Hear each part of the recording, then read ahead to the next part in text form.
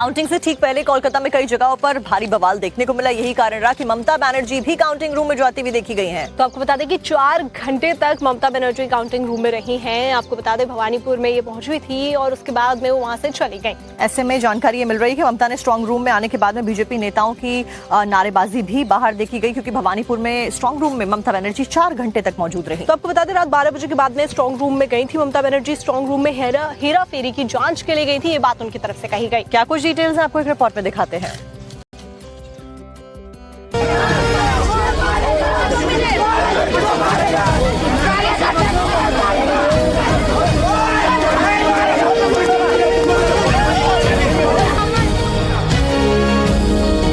Strong room के बाहर प्रदर्शन। पश्चिम बंगाल में चुनावी नतीजों से पहले जबरदस्त बवाल हो रहा है। एग्जिट पोल के आंकड़े देखकर टीएमसी और ममता बनर्जी बेचैन हैं।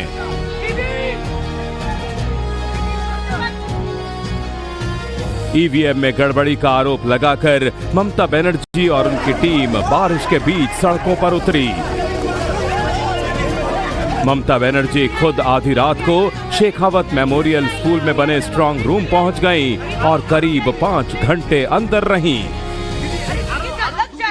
हमारा जो ईवीएम मशीन है इधर में स्टोर रूम है, तो आप लोगों को जानकारी है कि नेताजी इंडोर में सीसीटीवी पे हम पाया गया और बहुत सारे जगह में कि उधर में मैनिपुलेशन हो रहा है और बाहर का आदमी आके वो खुल रहा है, देख रहा है, पोस्टल बैलेट को इधर उधर कर रहा है।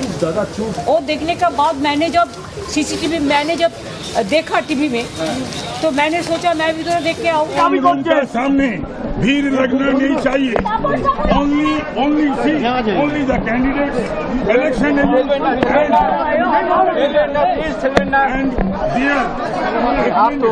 अभी भी आप करवाइए ना। बंगाल में ईवीएम पर बवाल। बीजेपी ईवीएम बदलवा देगी। बीजेपी काउंटिंग में गड़बड़ी करवा देगी। बीजेपी आखिरी वक्त में कंप्यूटर में डेटा चेंज करवा देगी।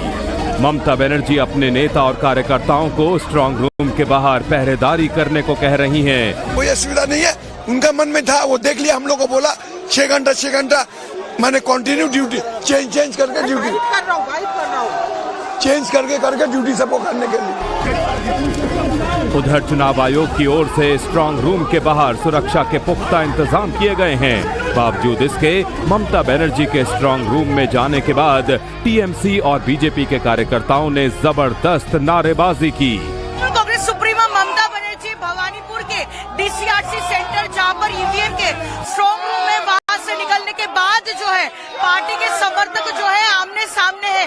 एक तरफ जो है जय बांग्ला का नारा लगाते हुए तृणमूल कांग्रेस के जो है कार्यकर्ता इकट्ठा हुए हैं, वहीं दूसरी ओर जो है वहां पर बीजेपी के कार्यकर्ता जो है नारेबाजी कर रहे थे। लेकिन ममता बनर्जी के यहाँ पर जाने के बाद बिल्कुल 100 मीटर के भीतर ही जो है यहाँ पर ये माहौल बना जहाँ पर ईवीएम को जो है स्टोर किया गया है स्ट्रांग रूम में, और यहीं पर जो है काउंटिंग होनी है 4 मई को। तो एकदम जो सेंटर है उससे 100 मीटर के भीतर में जो है यहाँ पर नारेबाजी हो रही है। एक तरफ तृणमूल कांग्रेस के कार्यकर्ता है, दूसरी ओर जो है बीजेपी कार्यकर्ता है।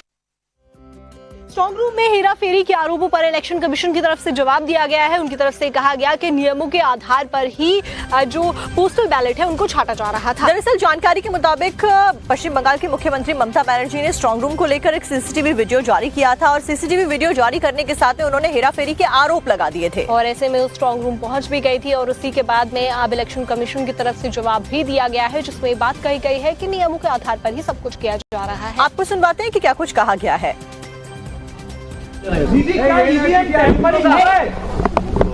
अरे भाई नहीं तो हम क्यों आया है करने का कोशिश तो था ना। क्या किया कल से हमारा तो पता नहीं है। सील किया है, वो तो बैंडेज लगा के रख दिया। बैंडेज तो कभी भी खुल सकता है, वो क्या थोड़ा ही सील है। पोस्टल बैलेट के पेपर भी बाहर दिख रहे थे, वो फुटेज। अरे भाई वही तो मैंने पूछा। पहले ये लोगों ने बोला हमारा पोस्टल बैलेट चला जाएगा 12 में, लेकिन लास्ट में आरओ ने मेरे को एश्योर किया कि भवानीपुर पोस्टल बैलेट इधर में ही है। लेकिन पहले मेरे को जो जानकारी था कि वो 12 में जाएंगे। क्यों जाएंगे? अगर जाएंगे किसी को तुमको आपको सेग्रीगेट भी करना है तो जिसका जिसका कॉन्स्टिट्यूंसी का है उसको एजेंट को बुलाना चाहिए। ऐसे तो वन साइडेड नहीं किया जा सकता है ना। नहीं है, ये सिर्फ स्ट्रॉन्ग रूम है, तो कोई अंदर में नहीं है या है, ये तो बाहर में जो इलेक्शन कमीशन का जो लाइव स्ट्रीमिंग हो रहा है सीसी कैम में, तो आप देखिए वहां पर कुछ लोग काम कर रहा है अंदर में, और हम लोगों का कोई रिप्रेजेंटेटिव नहीं है, वो काम कर रहा है। पूछने के बाद वो बोल रहा है पोस्टल बैलॉट सेग्रीगेट कर रहा है। अच्छा ठीक है, लेकिन वो इधर से आया, सोर्स क्या है वो तो नहीं क्लियर किया, और हम कैंडिडेट है। हमारे स्टाफ गए, वो खोल लेते आपका कहते हैं पोस्टल बैलेट का रूम, क्योंकि पोस्टल बैलेट का रूम क्या नियम है कि 4 बजे खोलेंगे। सब पॉलिटिकल पार्टीज को as per rule election commission के इंटीमेशन दिया गया था, कैंडिडेट्स को आरओ नहीं दिया था।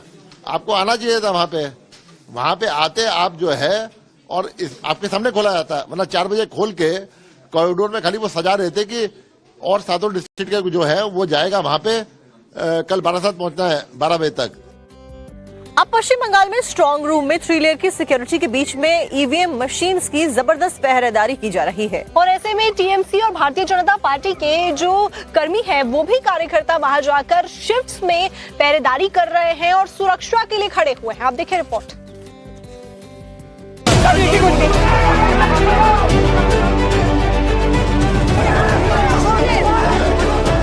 पश्चिम बंगाल में टीएमसी और चुनाव आयोग की जंग थमने के बजाय बढ़ती ही जा रही है। पहले चुनाव में पक्षपात कराने का आरोप, और अब मतगणना के दिन केंद्रीय और पीएसयू कर्मचारियों को पर्यवेक्षक नियुक्ति पर सवाल। इसको लेकर टीएमसी ने कलकत्ता हाई कोर्ट में याचिका दाखिल की थी, लेकिन अदालत ने उसे खारिज कर दिया। चुनाव आयोग ने अपनी दलील में कहा है कि कोई राजनीतिक दल ये तय नहीं कर सकता कि पर्यवेक्षक कौन होगा, ये ईसी के विवेक पर तय होता है। कोई पॉलिटिकल पार्टी डिसाइड नहीं कर सकती किसको लेना है नहीं लेना है, ये आरओ का डिस्कशन है as per section 159 of the RP act 1951। ECI के भी सर्कुलर है बहुत सारे, एंड आरपी एक्ट में एकदम 5-6 कैटेगरी ऑफ लोग दिए हुए हैं, जिसको आरओ जिसको मन चाहे ले सकता है काउंटिंग में, पूरे इलेक्शन प्रोसेस में। ये आरओ का सोल डिस्कशन है, ये एक्ट ऑफ पार्लियामेंट है, ये सुप्रीम है, एंड कोर्ट ने ये पिटीशन डिसमिस कर दी है। चुनाव आयोग इस बात को क्लियर कर चुका है कि वोटिंग जिस तरह शांतिपूर्ण तरीके से हुई है, मतगणना भी शांतिपूर्ण और कंप्लीट पारदर्शी तरीके से होगी। इसके लिए चुनाव आयोग ने पूरी कमर कस ली है। सीएपीएफ की 700 कंपनियों की तैनाती, स्ट्रांग रूम की सुरक्षा के लिए अलग से 200 कंपनियां, मतगणना केंद्रों पर सीसीटीवी कैमरों और वेबकास्टिंग से निगरानी, सुरक्षा के लिए डबल लॉक सिस्टम और 24/7 सशस्त्र पहरा, क्यूआर कोड पहचान के जरिए मतगणना केंद्र में एंट्री, अधिकारियों को जीरो टॉलरेंस नीति अपनाने के निर्देश। इन सब के बीच सभी स्ट्रांग रूम के बाहर पॉलिटिकल पार्टी के नेता और कार्यकर्ता भी पहरा दे रहे हैं। हमारे संवाददाता अभिषेक राज भी नेताजी इंडोर स्टेडियम में पहुंचे, जहां स्ट्रांग रूम है। देखिए वहां पर किस तरह पहरेदारी हो रही है। आप देख रहे हैं नेताजी जो इंडोर स्टेडियम है, इसके अंदर जो स्ट्रांग रूम बनाया है, इसके बाहर की ये तस्वीर है, और यहाँ पर सुरक्षा का कड़ा पहरा भी आपको नजर आएगा। दूसरी तरफ अगर आप देखेंगे तो यहाँ पर भी जो पूरा रास्ता है ये पूरा आपको खाली नजर आएगा, क्योंकि लगभग 12:35 का वक्त हो रहा है इस वक्त, और ये पूरा रास्ता आपको आधी रात का खाली नजर आएगा। लेकिन यहाँ पर जो टीएमसी के कार्यकर्ता हैं वो यहाँ पर मौजूद हैं और बता रहे हैं कि यहाँ पर अगर कोई थकेगा तो दूसरा आएगा, लेकिन पूरी रात 4 मई तक जो इसकी मॉनिटरिंग है वो की जाएगी, और किसी भी तरीके से कोई भी बारीकी जो है इसमें नहीं बरती जाएगी। 4 मई को नतीजे आएंगे, लेकिन उसके पहले लगातार जो तमाम स्ट्रांग रूम बनाए गए हैं उसके बाहर यही तस्वीर देखने को मिल रही है, चाहे रात के 12 बजे हो, 12:30 बजे हो, 1 बजे हो, लेकिन तस्वीर बिल्कुल यही है। इस वक्त अगर मैं आपको बताऊं तो इस वक्त रात के 12:37 का जो वक्त है 1 तारीख का, वो हो रहा है। आधी रात से वक्त में आप समझिए कि जो लोग हैं वो यहाँ पर स्ट्रांग रूम की जो हिफाजत है वो करते हुए नजर आ रहे हैं। कुल मिलाकर बंगाल में 4 मई के नतीजों से पहले स्ट्रांग रूम की सुरक्षा पर संग्राम छिड़ा है। आरोप प्रत्यारोप और वार पलटवार का दौर जारी है। वोटिंग खत्म होने के बाद अब असली जंग ईवीएम की सुरक्षा को लेकर है, जिसको लेकर चाहे बीजेपी हो या फिर टीएमसी, सब मैदान में है। उधर चुनाव आयोग की अपनी अलग मोर्चाबंदी है।